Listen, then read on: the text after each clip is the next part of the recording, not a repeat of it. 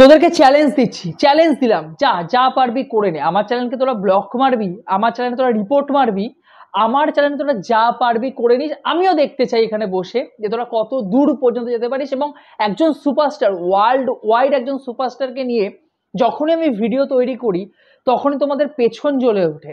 হ্যাঁ, বাস্তব কথা কি বলুন তো, যে গরম পড়েছে না, গরমে কিছু মানুষের মাথা খারাপ হয়ে গেছে। এবার আপনারা ভাববেন যে মাথা খারাপ না, তারা বাস্তবিকই অভদ্র, তারা অভদ্র, তাদের জন্মগত দোষ রয়েছে, তাদের জন্মগত দোষ রয়েছে। তারা বাস্তবিকতা, তাদের জন্মই হচ্ছে মানুষের পেছনে বাঁশ দেওয়ার জন্য।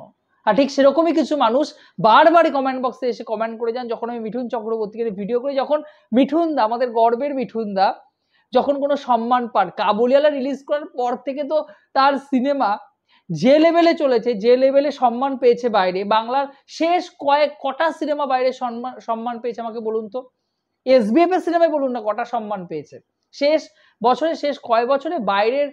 এখানে তো প্রচুর সিনেমা হিট করেছে, এখানে তো বড় বড় হিরোরা রয়েছে, তারা তো হিট দিয়েছেন সিনেমা, কিন্তু কোন সিনেমা বাইরে গিয়ে নমিনেশন পেয়েছে সিনেমাগুলো, বা নমিনেশন পাওয়ার পর উইনার হয়েছে, সেই লিস্টটা আমাকে একটু দেবেন তো। কারণ কাবুলিওয়ালা কিন্তু সবার উপরে দেখবেন। সব থেকে বড় বিষয়, তাকে তো আমরা একটা সিনেমা দিয়ে জাজ করতে পারি না, বা তাকে আমরা পদ্মভূষণ পেয়েছেন বলে, বা তাকে আগামী দিনে যদি ভারতরত্ন দেওয়া হয়, তাকে আগামী দিনে যদি যে কোনো পুরস্কার যদি দেওয়া হোক না কেন, সেই পুরস্কার দিয়ে তো আমরা কাউকে, একজন মানে মিঠুন চক্রবর্তীকে তো আমরা মাপকাঠি করতে পারি না যে তিনি এই পুরস্কার পেয়েছেন বলে তিনি সেরা সেরা, তা কিন্তু কখনোই নয়। মিঠুন চক্রবর্তীকে আমরা সম্মান করি কারণ তিনি বাংলার, আমাদের হৃদয়ের কাছাকাছি দাদা, আমাদের, আমরা ভালোবাসি, আমরা তার ফ্যান, আমরা ছেলেবেলা থেকে তার সিনেমা দেখে এসেছি। আমাদের কোথাও গিয়ে মনে হয় যে তিনি যখন কোনো একটা পুরস্কার জিতেছেন, বাস্তবিক অর্থে আমাদের আনন্দ, আমাদের হাতে হয়তো সেই পুরস্কারটা এসেছে, গোটা একটা জাতি আনন্দে কেঁদে ওঠে। এটাই মিঠুন চক্রবর্তী। বিষয়টা সেটা নয়। আমি আগেও ভিডিও তৈরি করেছি, মিঠুন দা যখনই কোনো পুরস্কার পান সেই সময় কিছু মানুষের টনক নড়ে ওঠে, বা সেই সমস্ত মানুষরা আমার কমেন্ট বক্সে এসে খিস্তি দিয়ে যান। দেখুন, ওই খিস্তিগুলোকে আমি অ্যাভয়েড করি, আমি ডিলিট করে দিই। কিছু জায়গায় না সেগুলো নিয়ে প্রতিবাদ করতে হয়, আগেও ভিডিও করে প্রতিবাদ করেছি।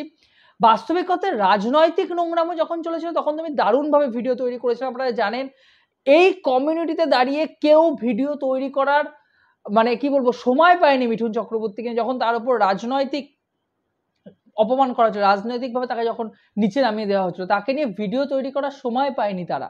আমি প্রথম ভিডিও তৈরি করবো, আমাকে দেখার পরে বেশ কিছু ছোট ছোট চ্যানেল তারা কিন্তু ভিডিও তৈরি করা শুরু করে।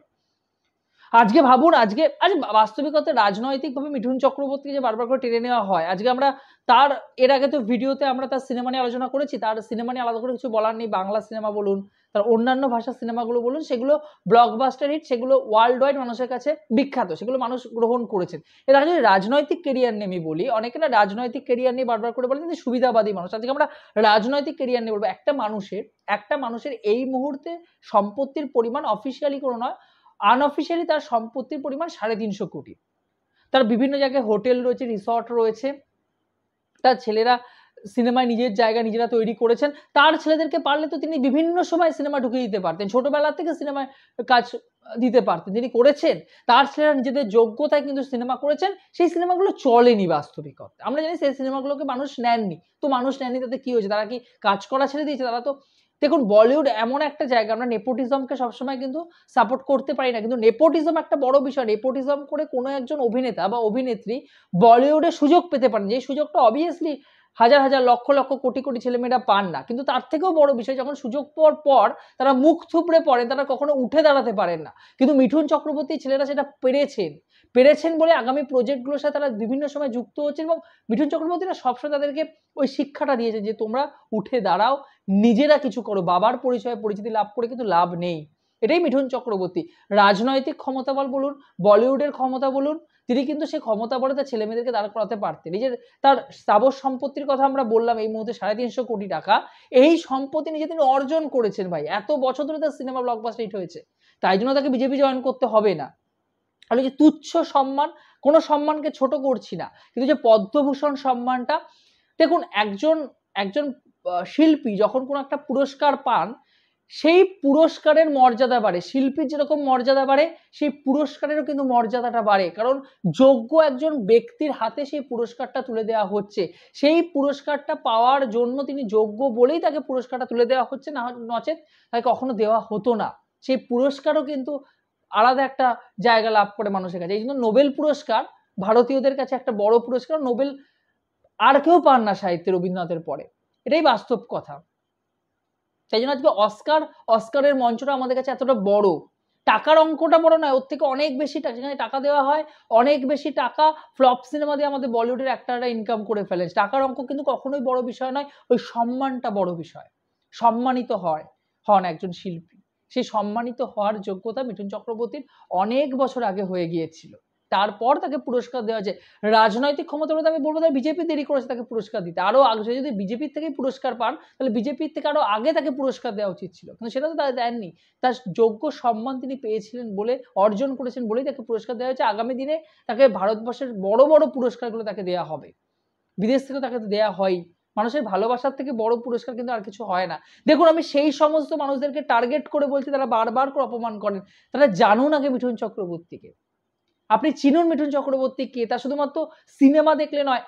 রিসেন্টলি অরিত্র দত্ত বণিক, আপনারা জানেন যে মিঠুন চক্রবর্তীর সাথে একসময় তিনি ছোটবেলায় কাজ করেছেন চাইল্ড আর্টিস্ট হিসাবে, যিনি বেশ বিখ্যাত টলিউডে। তো অরিত্রর ইন্টারভিউ শুনছিলাম, মিঠুন চক্রবর্তীর প্রতি তার ভক্তি। আমি একটা শর্টস তৈরি করেছি, যে ডেসক্রিপশন বক্সে লিঙ্ক দিয়ে দিচ্ছি, আপনারা শর্টসটা চেক করতে পারেন। সেখানে আমি বলেছি যে একজন হিরোর প্রতি তার ভালোবাসা, মিঠুন চক্রবর্তীকে সে নিজে গুরুর মতো দেখেন, গুরু থেকে বাবার মতো, পিতার মতো তিনি সম্মান করেন। কারণ মিঠুন চক্রবর্তী কি, ভিডিওটা দেখলে আপনারা বুঝতে পারবেন তার জীবনের প্রতি তার অবদান কতটা রয়েছে। তিনি তাই যখন রাজনৈতিকভাবে তাকে অপমান করা হয়েছিল, অরিত্র কিন্তু শিল্পীদের মধ্যে প্রচুর শিল্পীরা চুপচাপ বসেছিলেন, কিন্তু ভয়ে যে তাদের পথ চলে যেতে পারে। আজকে টলিউড ইন্ডাস্ট্রির বেশিরভাগ অভিনেতা শিল্পীরাই তো রাজনীতির সাথে যুক্ত। কিছু কিছু শিল্পীরা রাজনীতির সাথে যুক্ত হওয়ার পরে সেই দলেরই অবমাননা করা হয়। আমি উদাহরণ দিয়ে দিচ্ছি রচনা ব্যানার্জি, ঠিক আছে, দলেরই অপমান করা হয়, বা হিরণ বিজেপির।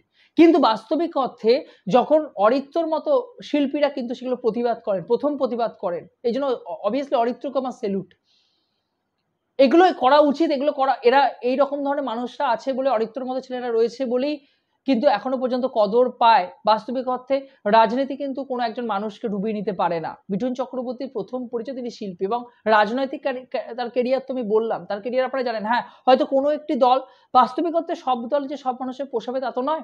সেই দলের চিন্তা ভাবনা, সেই দলের ধারণা, মতামত হয়তো তিনি গ্রহণ করতে পারেননি, তাই জন্য তিনি অন্য দলে এসেছেন, সেই দলের হয়ে তিনি কাজ করেছেন। কিন্তু কাউকে রাজনীতি করার জন্য তার অবস্থা হয়নি, তাকে রাজনীতি করতে হবে, তারপর তাকে পুরস্কার পেতে হবে, সেই অবস্থা তার কোনোদিন হয়নি, আগামী দিনেও হবে না। তো যারা এই বিষয়ে কমেন্ট করেন তাদেরকে আমি পই করে সাবধান করে, যদি চ্যালেঞ্জ থাকে তো চ্যালেঞ্জটা নিতে পারিস তোরা, তাহলে আমার চ্যানেলটা উড়িয়ে দেখা।